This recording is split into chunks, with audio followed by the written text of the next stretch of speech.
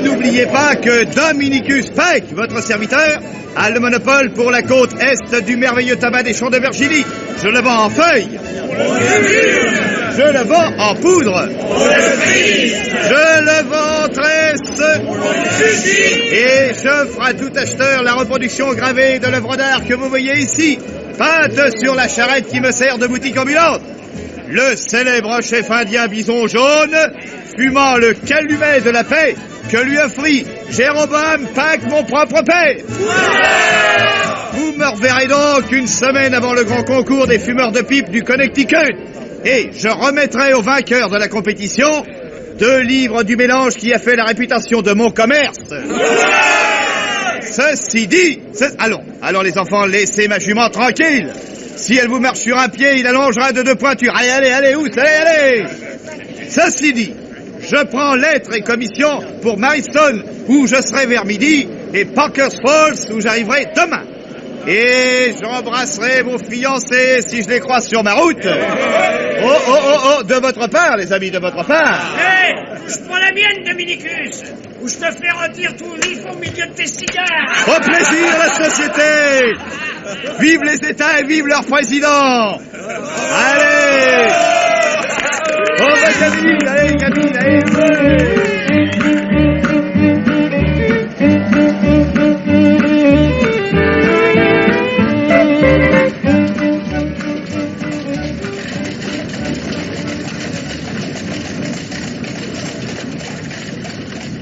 Oh là, gamine, oh.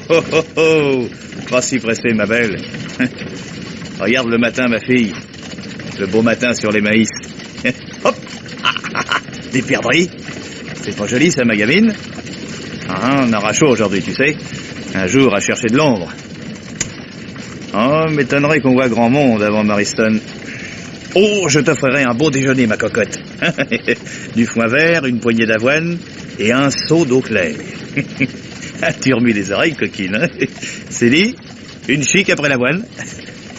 Oh, par exemple, une rencontre. Ah, j'ai mal deviné, tu vois. On se promène de bonne heure en Nouvelle-Angleterre.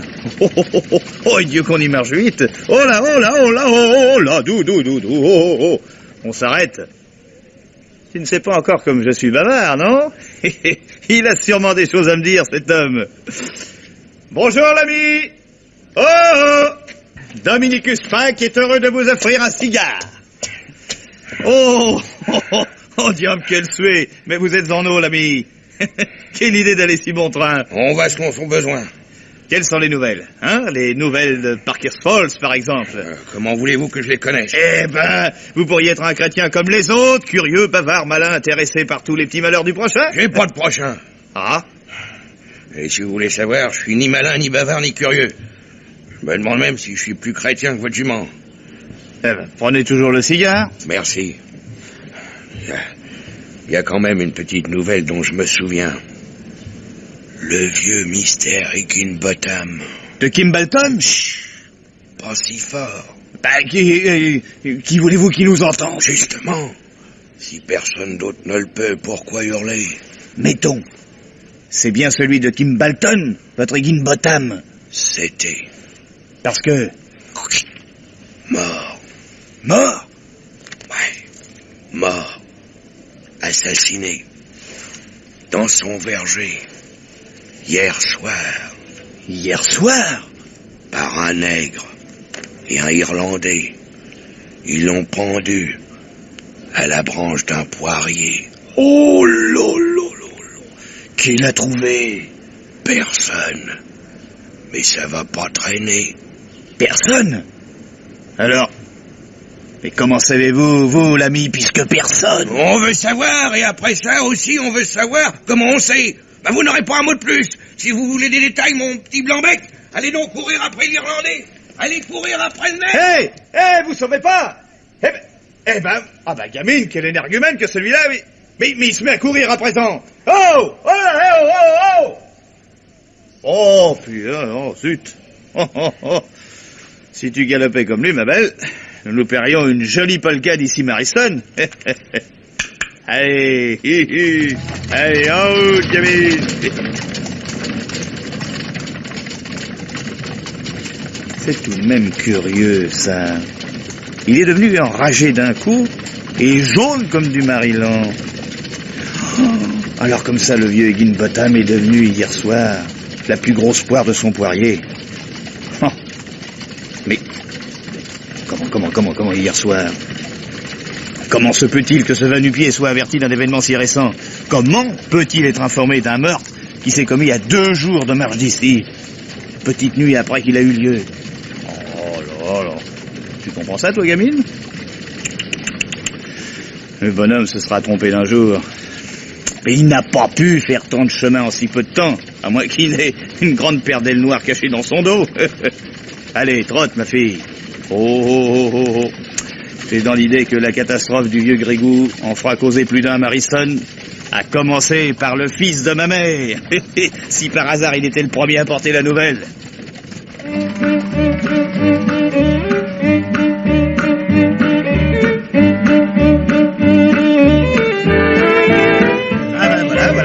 Voilà toute l'histoire, je vous l'ai racontée.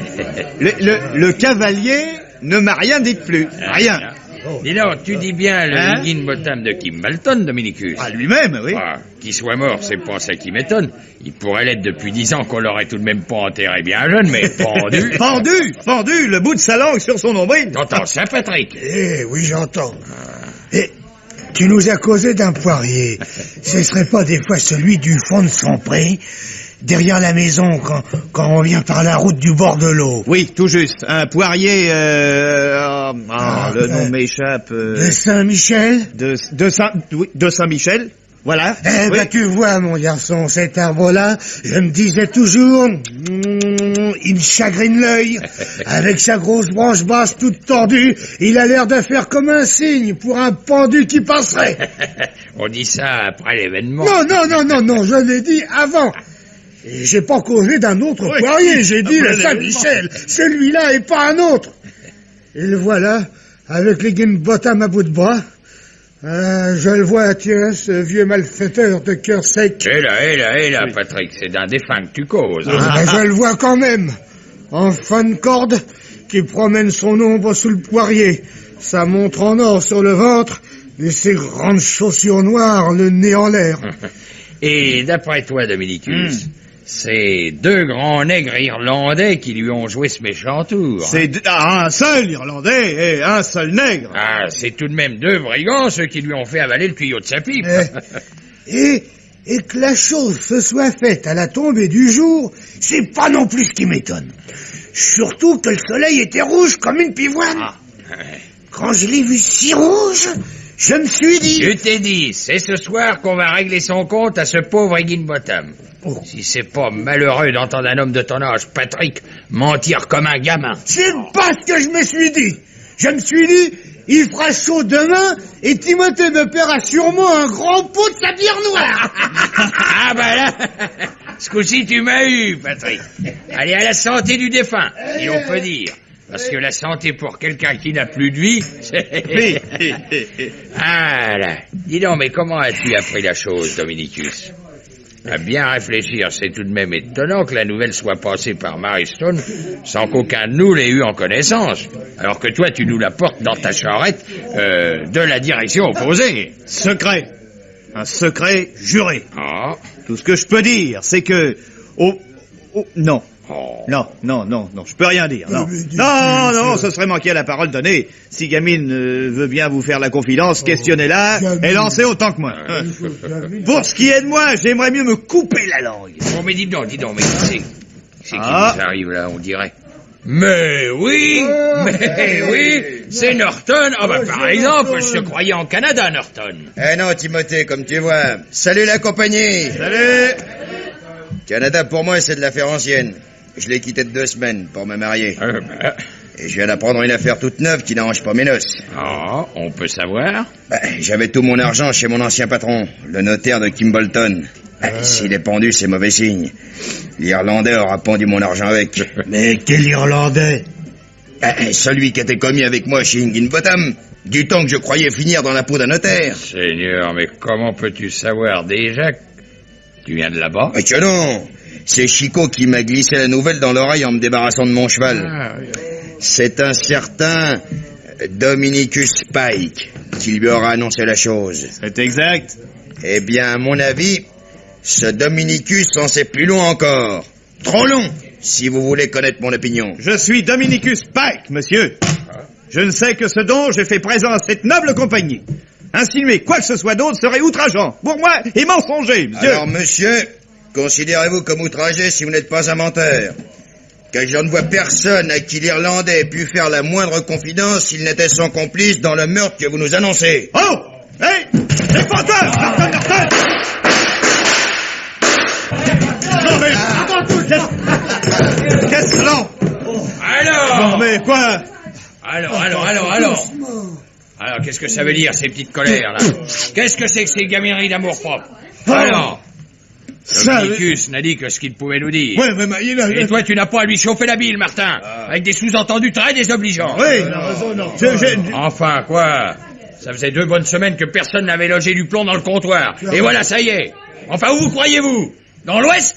Vous croyez c'est les sauvages? Alors. Excuse-moi, Timothée. J'ai pas tiré le premier. Je suis navré, mais vous devez comprendre, messieurs. Hein? On a son honneur, hein? Oui, bon, allez, asseyez-vous, vous autres. Ouais, ces jeunes gens se sont un peu fâchés, mais... Oui. Je revois quelqu'un la main sur la crosse-garde. Allez, à boire. Allez. Tu vois, Dominicus, cet Irlandais. Norton a l'air de le connaître. Et comment? Un grand gibier, noirs comme ils sont, ces Irlandais, enfin quand ils sont pas rouquins, et d'une force. Mais, Dominicus, ce serait pas ton cavalier par hasard? Non, oui, il était maigre, oh là, tout en peau, comme jaune sous la peau. Un métis, peut-être, oui, un métis maigre, oui. Allez, patron, servez à boire à Martin, et qui me pardonne un mouvement d'humeur. Hein? C'est vraiment... Ah, mais non, mais j'ai déjà trop parlé de cette histoire et pas assez songé à satisfaire l'aimable clientèle. C'est que la tournée est longue et je n'ai rien vendu d'autre que des paroles. Tenez, Norton, mon cadeau de noces. Long comme des Siciliens et plus doux que des Havanes. Nous serons 3 à fumer les mêmes, vous, moi et l'empereur de Chine. Allez, au plaisir, les amis. Si on demandait après moi, je suis devant le temple jusqu'à 3 heures et derrière la fontaine de 3 à 4. Et l'œil ouvert, malgré le boniment. Des fois qu'il me passerait sous le nez un Irlandais noir de 6 pieds 6 pouces. Au revoir la compagnie.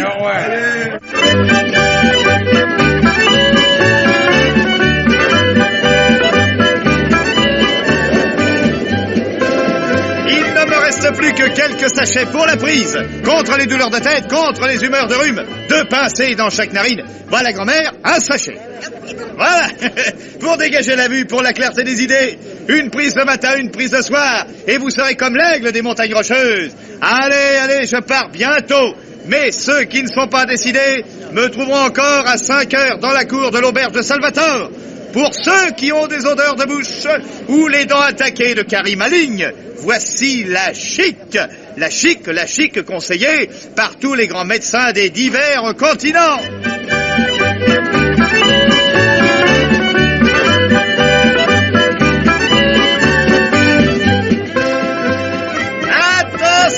Attention! Vous ne me reverrez pas ici dans la cour d'auberge du signor Salvatore avant 2 grands mois.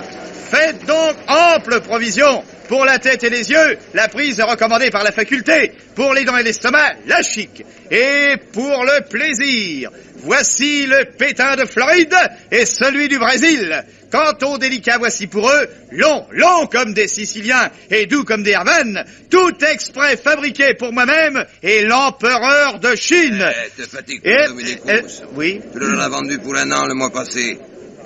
Dis donc, c'est vrai ce que j'apprends? Que toi dépendu de vieux Gimbotam de Kimbalton? Dépendu, non. Enfin, pas personnellement.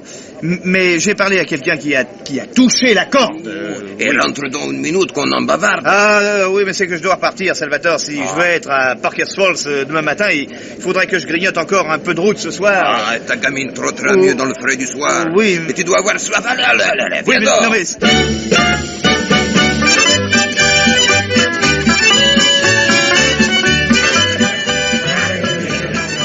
Et alors? Alors, je m'étais souvent dit, ce poirier, il a l'air de faire comme un signe à celui qui voulait pendre le vieux avec sa grosse branche toute tordue. C'est vrai. Moi aussi, j'avais bien l'idée qu'un jour ou l'autre... Ouais, et ce soir-là, le soleil était d'un rouge. Si vous vous souvenez, bref, l'Irlandais a sauté sur le dos du malheureux notaire pendant que le nègre faisait le nœud. C'est un nègre, justement, qui avait fréquenté la baleine, de la Trinidad.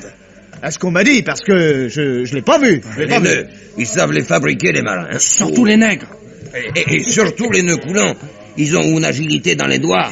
On croirait qu'elles passent dans la corde, comme ça. Alors, le premier coup, ils l'ont pour ainsi dire manqué. Le bonhomme se débattait, c'est qu'il était solide, hein. Oh là là. Oh, et vert. Mimi Fickle m'en a dit des mots. Ouais. Quand elle s'était placée gouvernante chez lui. Tu peux dire qu'il était vert et solide, oui, ça Mais tu le peux. Hein. ils ont dû l'assommer d'ailleurs, parce que il avait une bosse derrière l'oreille aussi grosse qu'une orange. Et dans un de ses poings, on a retrouvé... On a retrouvé des poils de barbe qu'il a arrachés à l'Irlandais. Dites donc, vous, là. Oui. Je vous écoute depuis le début de votre conte, monsieur l'intéressant. Oui. Et je vous félicite. Hein? Oh, ça vous possédez le don d'imaginer, au point qu'à votre place, j'en ferai mon état, plutôt que de continuer dans le commerce des fumées. Hein? Celles que vous provoquez par un tel récit sont autrement savoureuses. Oh, mais... Vous plairait-il, monsieur le malveillant, de vous expliquer un peu moins confusément sur ce que vous insinuez? Mais Je comprends la jeunesse, voyez-vous, et qu'elle se laisse emporter quelquefois par le succès d'un récit avantageux. Mais il se trouve que je suis un ami personnel de la victime. Oui, oui, alors vous pourriez lui causer le plus grand tort, monsieur, en répandant à tout vent une fable dont ses affaires ne manqueraient pas de ressentir les pires conséquences. De plus, votre radotage inconvenant pourrait atteindre l'oreille de Miss Cecilia, nièce de votre pendu, qui éprouverait moins de joie à recueillir un très confortable héritage que de douleur à perdre un oncle très affectueusement chéri. Mais enfin, monsieur, il ne suffit pas d'ironiser. Hey, soyez net, s'il vous plaît. À votre aise, jeune coq. Êtes-vous prêt à jurer, sous la foi du serment, que Samuel Higginbotham, notaire et squire de Kimbalton, est mort, avant-hier au soir, assassiné dans son verger, et qu'on l'a trouvé hier matin, pendu à la plus grosse branche de son poirier? De Saint-Michel. Hein, de Saint-Michel? Ouais. Je raconte, n'est-ce pas? Je raconte l'histoire que je tiens d'un homme que... Oui, d'un homme que... D'un homme que qui? Qui? Oui. Oui, allez, d'un homme qui... Et qui m'a fait la meilleure impression. Ah. Et bien sûr, ça, je n'ai pas vu la chose, et je ne dis pas que dans le détail... Oui, eh bien, moi, oui. je puis jurer sur ma Bible, ou sur ma tête, que si le squire a bien été assassiné le soir que vous le prétendez, j'ai bu un verre de gin ce matin avec son fantôme. Oh. Mais je vous ai déjà dit qu'il était mon ami. Il est aussi mon voisin. Et comme je passais à cheval ce matin sous les fenêtres de l'étude, il m'a chargé d'une commission pour un client que je trouverai sur ma route et régalé de ce verre de gin. Je puis vous assurer, mon jeune ami, qu'il ne paraissait pas en connaître aussi long que vous sur son propre assassinat.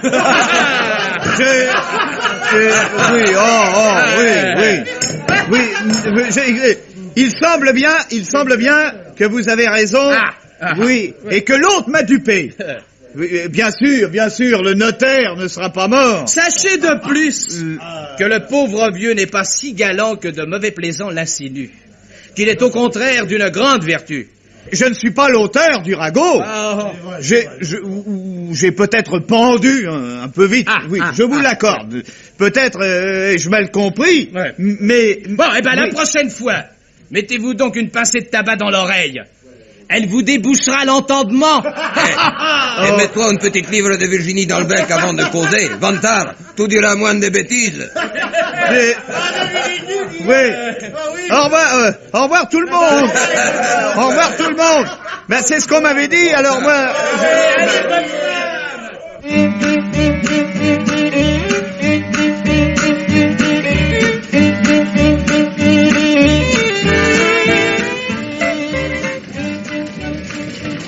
Oh, et j'ai pu croire ça, idiot.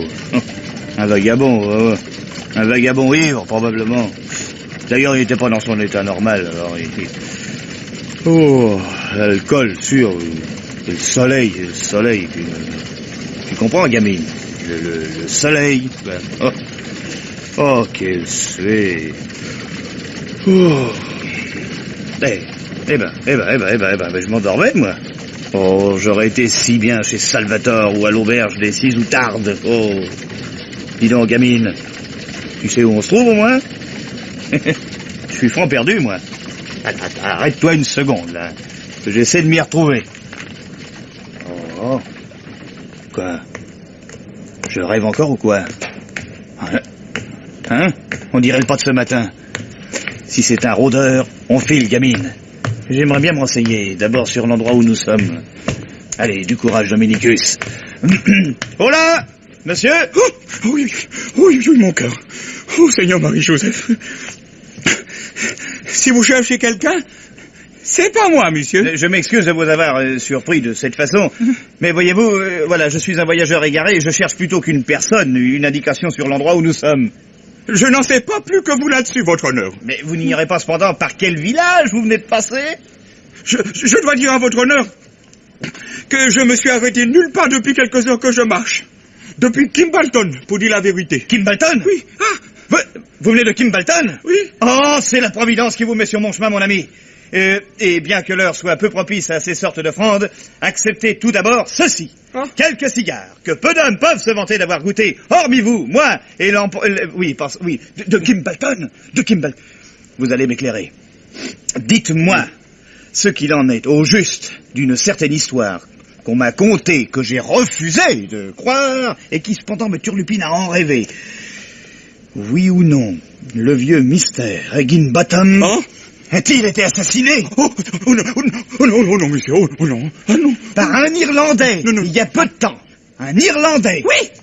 Oui, Qui accompagnait un nègre. Oui, non, non, monsieur, non. Est-ce oui ou bien est-ce non? Non, assassiné, oui.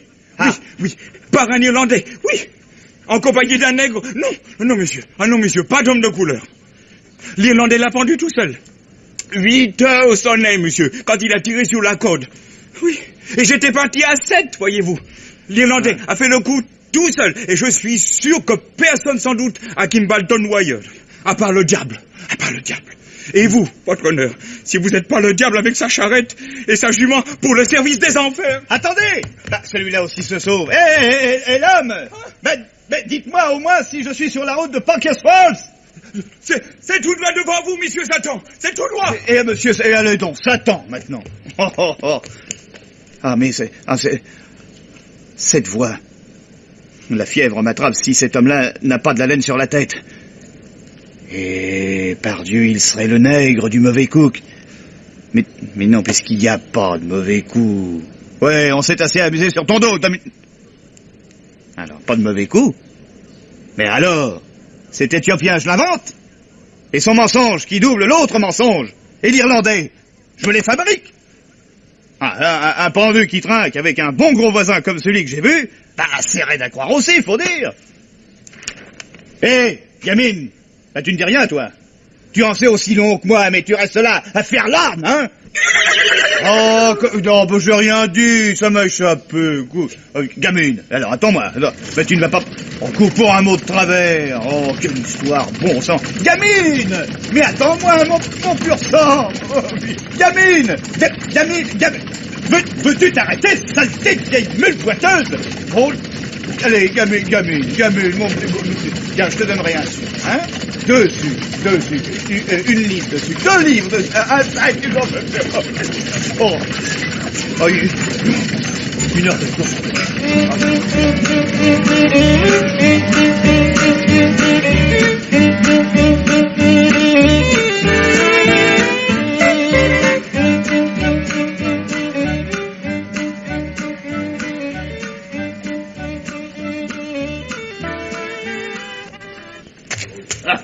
Voilà, dans le fossé. Dominicus, réveille-toi. Il a l'air fin à soupe pour être juste. Allez, réveille-toi, animal. Tu devrais avoir honte. Faut que ta jument te surveille à présent. Si elle nous avait pas amené jusqu'à toi, les fourmis te mangeaient le cervelet par le tuyau de l'oreille. Allez, non, laissez-moi dormir. Oh, tous des nègres, tous des... Rendez-moi mes jambes. Rendez-moi mes jambes. Bah, ils sont pourtant ni la bière ni le genièvre. Mais question qui t'est arrivé drôle, alors? Où suis-je? Oh, c'est vous, Thomas. Mais oui, c'est moi, alors. Je suis pas loin de...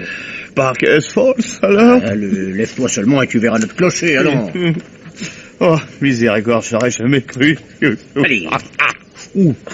Oh, Mérin. Oh, Mérin. Allez. J'aurais jamais cru qu'elle serait si mauvaise. Oh, mes côtes, oui, aïe. Allez, tu racontes ça plus tard, les garçons en route. Marche un peu là, c'est très bien, allez. Oui, marchez-moi. Jamais plus. Bon, il aura pris un mauvais coup. Allez, si on ne le secoue pas. Allez, avance, alors. C'est le froid qui t'enquilose, allez. Et que ça t'empêche pas de causer si t'as quelque chose à dire, allez.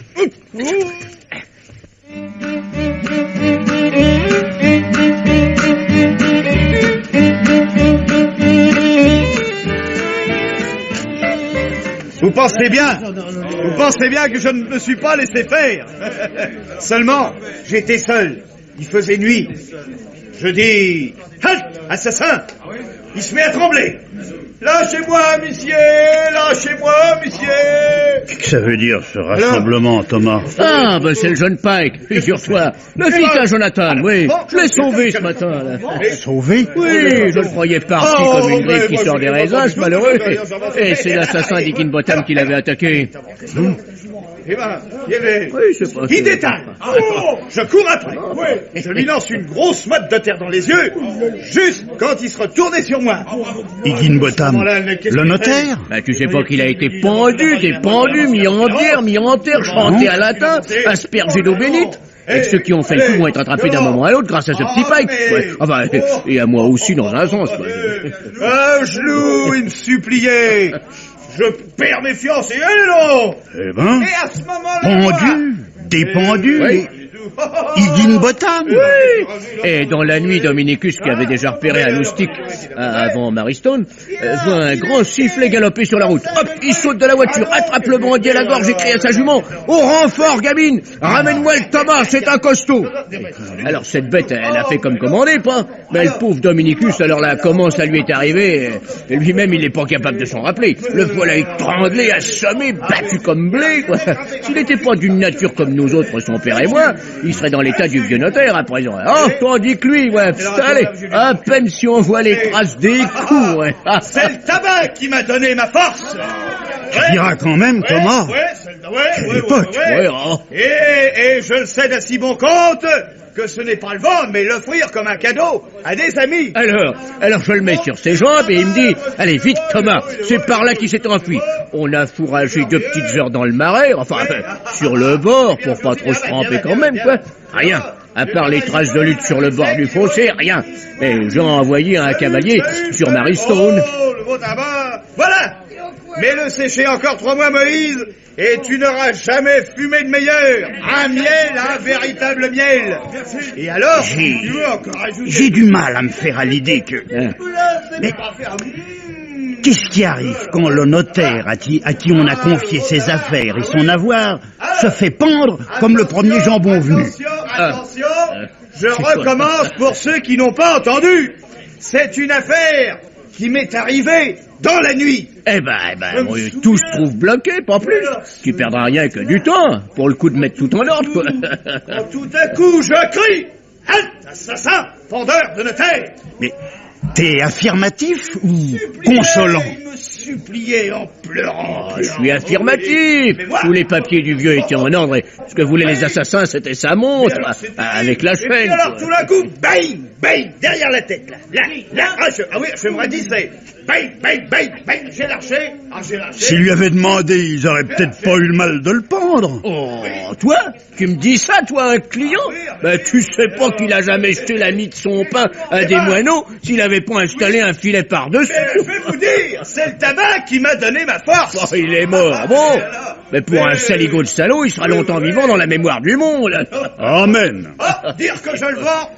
Non, à ce prix-là, non, je l'offre. Je l'offre comme à des amis. Ouais, enfin, Dieu est son homme. Malgré tout, autant que ce soit Dieu qui la prenne en charge. Eh, mais viens donc saluer notre héros, là. Comment l'empereur de Chine lui-même n'a jamais rien fumé de meilleur? Eh, tiens, voilà quelqu'un qui ne t'a pas encore entendu, Dominicus. Mais je dois dire que je m'en ai raconté une bonne grosse moitié. Trop tard, il ne sera pas l'autre. Je suis rompu, vidé, Thomas. Je ne dis plus 2 mots avant de déjeuner solidement. Comme un homme qui a regardé la mort entre les 2 trous qu'elle a en place des yeux. Et vous avez tout à fait raison, monsieur Pike. Oui. Et je vous invite à déjeuner en ma compagnie. Le meilleur établissement de l'endroit n'est pas indigne de votre visite. Oh, mais monsieur... Non, acceptez de bonne grâce l'invitation d'un homme de lettres qui s'enorgueillit d'être également directeur de la Gazette, le plus apprécié de tous les journaux de cet étage, monsieur. En ce cas, je ne peux refuser. Je vous remercie beaucoup. Tenez, voici ma voiture. Courons-y, voyez-vous. Mais attendez, moi je peux vous dire ce que je sais, moi. Mon cher monsieur, vous me permettrez de prendre quelques notes, j'imagine. Oh, autant qu'il vous conviendra, monsieur.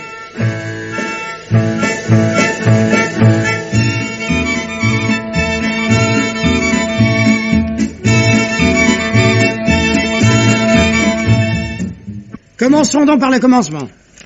Mon cher Dominicus, je vous écoute. Il faut vous dire que mon père lui-même, le Jéroboam Pike, jouissait d'une réputation de courage dont j'héritais en même temps que de son commerce. Oui. Lorsque Bison Jaune, le célèbre chef indien... Oh, Bison Jaune. Oui. Lorsque donc il lança au visage pâle le défi de 1834, mon père... Je ne vous offrirai pas de cigares, mais s'il vous plaît d'accepter une liqueur digestive. Oh, vous me traitez trop bien, monsieur. Je suis dans un état d'euphorie, euphorique. Oui. Et je ne dois pas oublier que j'ai abandonné pour vous suivre ma boutique ambulante et ma compagne. Comment, mais vous ne m'aviez pas dit. Gamine, ma jument, monsieur. Oh, pardon. Car je dois avouer que jusqu'à ce jour, je n'ai pas rencontré dans le beau sexe celle à qui j'attacherai mon âme. Écoutez, mais on vous réclame encore. Oh. S'il vous plaît de leur dire quelques mots, ne vous gênez pas pour moi, n'est-ce pas? Mais n'oubliez pas nos conventions. Non. Les grandes lignes. Rien que les grandes lignes.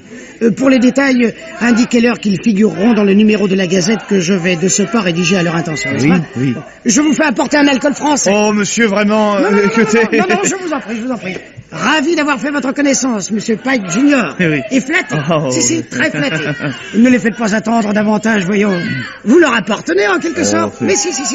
C'est le tribut de la célébrité. Soit...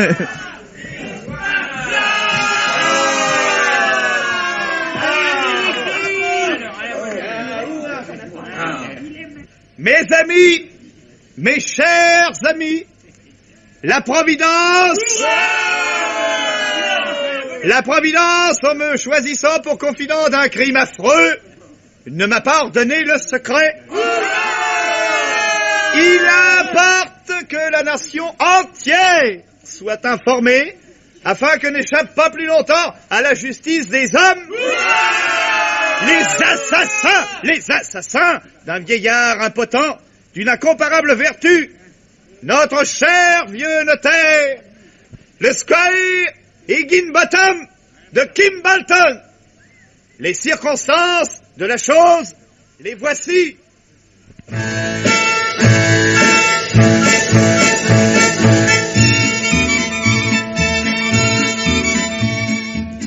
Messieurs, au travail. Oui. Voici le texte. En titre, meurtre épouvantable. Non, gros, très noir et très deuil. Voilà, comme ça, oui. Bon. Alors, dans un corps légèrement plus faible, premier méfait de la bande des Irlandais. J'ai mon idée là-dessus. Croyez-moi, il y en aura d'autres tant qu'il y aura des poiriers, si je ne me trompe. Alors vous, mon petit Marshal, essayez donc de me dessiner un grand Irlandais menaçant, tenant d'une main le vieillard et jetant de l'autre une corde par-dessus une branche, sur laquelle est déjà juché un grand diable de nègre ricanant. Vous voyez ce que je veux, hein, Marshal? Bon, alors allez-y. Poppington, vous voyez? Je veux une ode en 6 strophes, vous m'entendez? Sur le thème de la douleur de la pauvre nièce. Vous m'intitulerez ça... Attendez, mon cœur soupire, c'est ça, oui. Je veux qu'on pleure là-dessus, hein? Qu'on pleure. Soyez déchirants. Si par hasard on s'inquiétait de moi dans les 2 heures qui vont suivre, qu'on m'aille chercher au club, n'est-ce pas? Attendez. Je vais y entretenir quelques notables d'un grand projet qui m'est venu à l'esprit. À vos travaux, messieurs. Je file aux miens qui ne sont pas loin d'égaler ceux d'Hercule.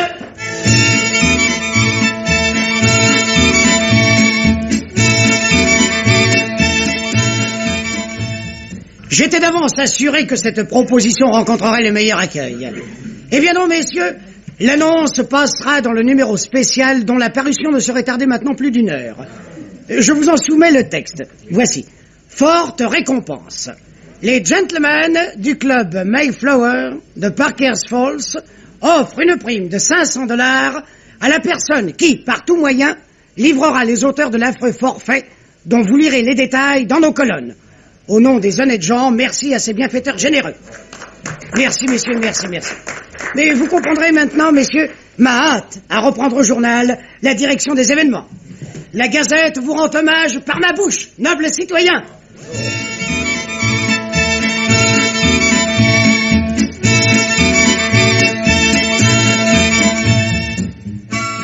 Blonde, le front penché sur la tombe nouvelle où sommeillait un oncle entre tous très aimé, elle laissa couler du fond de sa prunelle son âme tout entière en 3 larmes nacrées.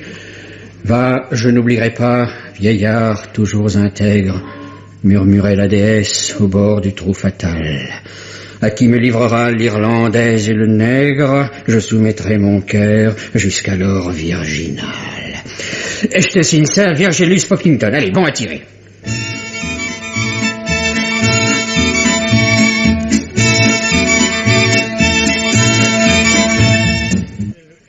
On estime, de sources informées, le plus sérieusement du monde, que cet attentat a rapporté à ses auteurs, outre la montre d'or et la chaîne Dicto, la somme de $4 278 contenue dans un précieux coffret, lui-même dérobé par les brigands qui déshonorent ce beau pays.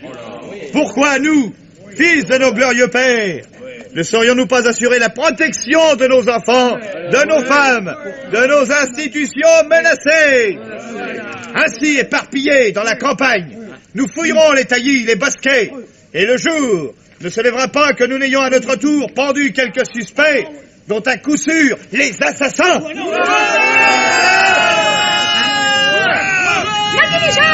La diligence de Springfield. Elle est partie par Kimbolton. Et oui, on va avoir des nouvelles. Des nouvelles.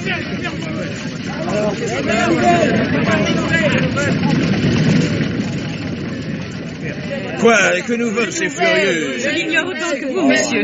Mais il vous suffira d'une question. Alors? Et que signifie, bonnes gens? À qui en voulez-vous? À personne d'autre qu'aux assassins, gentlemen. Et de quels assassins parlez-vous, mon ami? Comment? Vous êtes bien passé par Kimbolton? Mon Dieu, oui. Eh ben, vous n'avez pas assisté aux obsèques? J'avoue que personne à Kimbolton ne m'a entretenu de quoi que ce soit qui m'éclaire sur votre étonnante attitude. La Gazette! Demandez la Gazette! Tout sur l'assassinat de M. Higginbotham! Eh ben non, vous n'entendez pas, gentlemen? J'entends, mon ami, j'entends, et je ne comprends pas davantage. Que se passe-t-il? Enfin, qu'est-ce qu'il y a? Il a une drôle de tête, hein? A-t-on arrêté les coupables? A-t-on vengé Monsieur Higginbotham? Hein? Je commence à deviner. Mesdames, messieurs, mes chers amis, je puis vous assurer que vous êtes les victimes de quelque erreur inexplicable, peut-être même d'un mensonge ignoble. Que n'imagine-t-on pas de nos jours pour attenter aux plus solides réputations? Si je puis me permettre de vous donner des nouvelles de Mr. Higginbotham, ce sera pour vous assurer, mes amis, de sa très excellente santé. Oh non, ça va pas recommencer. Nous avons traversé Kimbolton ce matin à 3 heures. S'il avait été commis un meurtre, voyons, un meurtre quelconque, nous en aurions été informés. Mais contre celui-ci, j'ai la preuve la plus formelle, presque aussi forte que si Mr. Higginbotham se tenait ici à ma propre place pour vous adresser la parole. Regardez mes amis. Cette note touchant un procès qu'il soutient par devant les tribunaux du Connecticut m'a été remise par le premier clerc de l'intéressé. Vous pouvez constater qu'elle est signée de la main du notaire et datée d'hier au soir 22 heures. Et voici mieux, mes amis. Voici qui convaincra les plus sceptiques. Une seule personne a pris notre voiture à la halte de Kimbolton. Je prends sur moi, malgré sa grande modestie, de vous la présenter. Voici Miss Cecilia Higginbotham, propre nièce de mon client. Taisez-vous.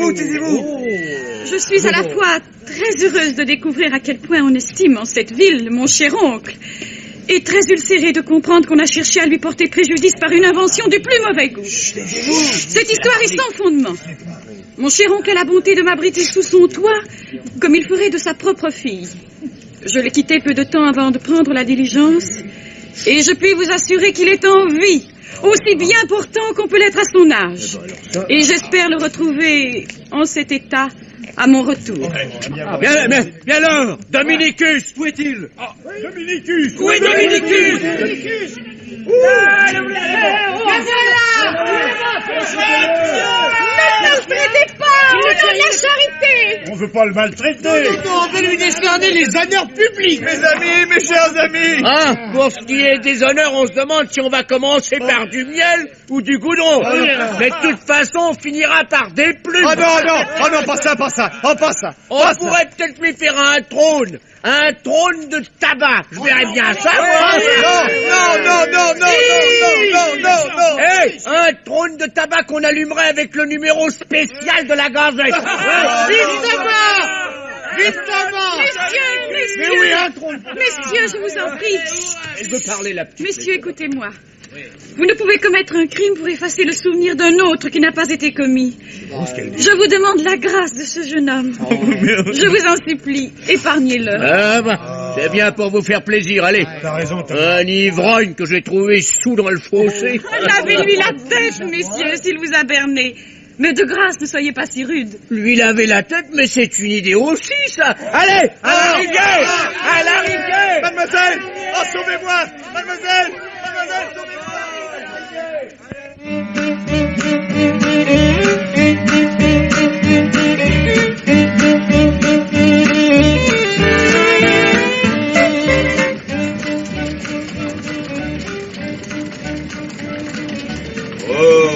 Oh, gamine! Oh! Quand bien même, nous rencontrerions 100 Irlandais derrière 100 nègres nous annonçant que tout Kimbalton est pendu à ce poirier, je n'en ouvrirai pas un mot à amitié vive. Sans la jolie nièce, il me noyait. Quand je pense que j'ai lancé cette machine et que suivant la Gazette, tous les journaux d'ici à la Floride, peut-être même ceux de Londres, reprendront la nouvelle. Oh, était-elle jolie, cette Cécilia. Comment disait-elle déjà? Ah oui. Messieurs, commettrez-vous un crime pour effacer le souvenir d'un autre qui n'a pas été commis? Oh, quels yeux. Ils allaient me faire griller, mais je ne voyais que ses yeux. Enfin, chaque chose a son beau côté. Voilà. Et songe, gamine, songe que moi, qui me croyais une santé de bronze, j'en suis à avoir 2 hallucinations en 2 jours. Alors, elle aussi peut-être, une hallucination et pas plus. Toi et moi, avec ce qui nous reste à vendre, parce que tout de même de ce côté, les affaires sont merveilleuses. Nous liquidons le solde à Kimbalton dans la matinée de demain et fouette cocher vers les montagnes rocheuses. L'altitude. J'ai idée que c'est excellent pour la maladie qui m'est tombée sur la tête. Ah, la rivière des saumons, le pont à péage, Kimbalton. Tout arrive, ma belle. Et si j'étais un homme curieux, mais vraiment curieux, Oh non, j'ai eu mon compte de déboire ces derniers jours. Passons le pont, gamine, et ne cherchons pas à en savoir davantage. Ce qui est dit, le vieux notaire est impendable.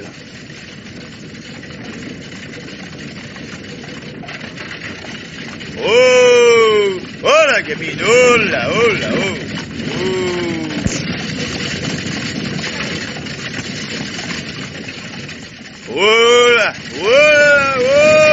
gamine. Oh là. Amitié, Piaget. Ceci pour vous et ceci pour madame. Ah, les pratiques se suivent, mais dire qu'elles se ressemblent, non. Ah, c'est comme les jours, Piaget. Vous, tout à fait en passant, une question sans conséquence. Vous avez aperçu ce cher Higginbotham ces jours passés? Sauf votre respect, oui, monsieur. Oui. J'ai vu ce pas cher d'Higginbotham. Une salutation et pas un mot. Voilà de quoi il vient me payer. Bah, peut aller se faire pendre, celui-là, oui. Méfiez-vous des expressions toutes faites, Piaget. Pas loin encore, tenez. Regardez-le dans, sur la colline. Si on dirait pas le spectre d'un homme sur le spectre d'un cheval. Chaque soir de ma vie, je l'ai vu passer à la même heure, avec la même face, blanche comme celle qu'on taille pour les pipes d'écume. Toujours chez lui au moment que sonne 8 heures. Oh, l'engeance, va. Et ce soir, pis que jamais, une grosse écharpe autour du cou, et puis l'œil tout vide. Bon sang, vous me feriez peur, PAG, si je n'avais pas eu autrement peur, déjà pas plus tard qu'aujourd'hui. Hey, allez. Oh, allez, ma gamine. Hop.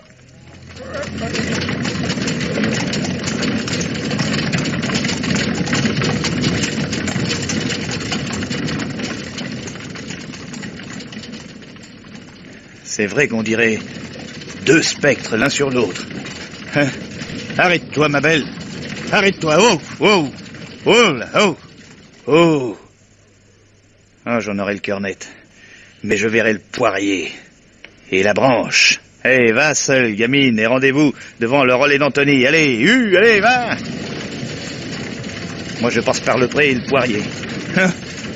On est comme ça, nous, les Pâques. Ah. Ah. Me voilà au bord de la vérité. Dans un instant, j'aurai passé la tête par-dessus l'œil. Voilà. Alors maintenant, j'ouvre les yeux et je ne vois... Oh, miséricorde! Dieu me donne si on ne voit pas quelque chose comme 2 pendus. 2. Hallucination double, c'est effrayant. À moins que l'un des fantômes ne soit en train de pendre l'autre. Mais bien sûr, c'est ça. Allez, Dominicus, courage, et suce au poirier. Voulez-vous lancer ce monsieur? Monsieur, voulez-vous? Ah, c'est comme ça. Eh bien, attrapez donc celui-là. Voyou. Et puis celui-là. Et par-dessus le marché, celui-là. Ah ben là, j'ai peut-être tapé un peu fort. Tant pis. Vous n'aviez qu'à ne pas pendre les gens. Mais c'est vrai. L'autre, il est pendu. Dépendons. Vous m'excuserez, monsieur, si je vous laisse tomber. Voilà qui est fait. Ah, le cœur bas. Bon. À l'aide. À moi. À l'aide. J'ai 2 hommes sur le dos, plus évanouis l'un que l'autre. Hein? Gamine. Gamine, tu m'espionnais. Que c'est vilain. Et que c'est gentil, ma belle. Approche.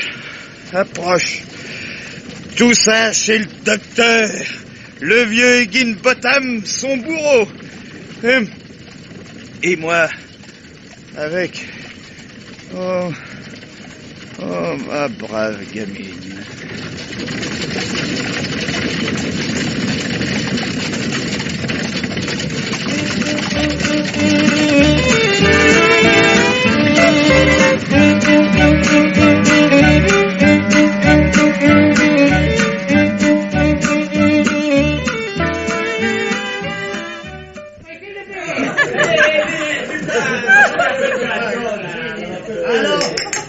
Mes chers amis,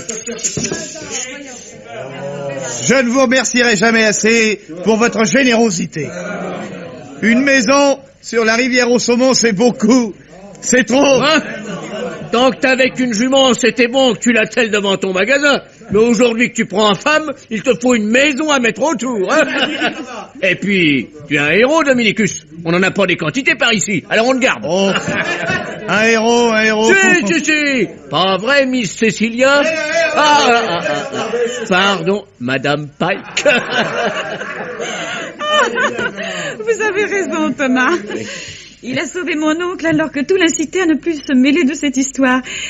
Et Si le pauvre homme en est mort, c'est à son âme. Dominicus l'a cependant veillé avec une constance, une fidélité qui m'ont permis de le trouver à mon retour et de lui accorder ma main.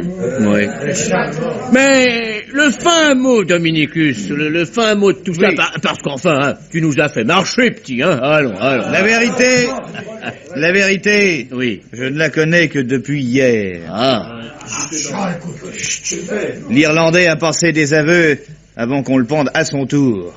Il avait organisé l'assassinat et choisi 2 étranges complices. Le mulâtre que j'ai croisé le premier soir, le nègre que j'ai rencontré la seconde nuit. Tous 2, successivement, avaient renoncé au meurtre au dernier instant, mais tous 2 étaient également persuadés qu'il avait eu lieu en leur absence. Ils n'étaient jamais que retardés, et voici pourquoi, 2 fois, je fus averti d'un crime qui s'allait commettre comme s'il venait d'être accompli. Pour tous les autres détails, mes amis, lisez demain la Gazette de Parker's Falls.